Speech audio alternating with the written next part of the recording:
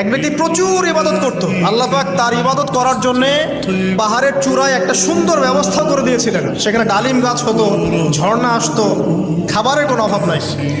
হাদিস এসেছে 500 বছর সে ইবাদত করেছে। কত বছর? কিয়ামতের মাঠে এই ব্যক্তির অবস্থা এমন হবে, তাকে জান্নাতে প্রবেশ করানোর জন্য নিয়ে যেতে বলা হবে যাও আমার রহমতে জান্নাতে চলে যাও। আল্লাহ পাক তাকে এই কথাটা বলবেন, কিন্তু এই ব্যক্তি বলবে আমার আমলের কারণে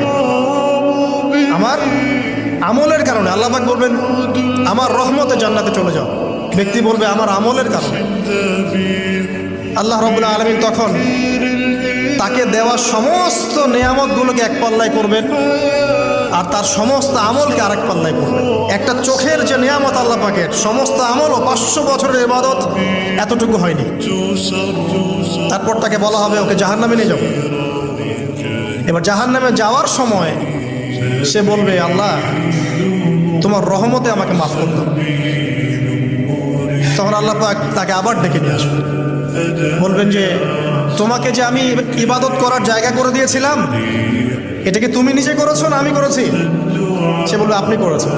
তোমাকে যে আমি সৃষ্টি করেছিলাম তখন কি তুমি কোনো আমল করেছিলে?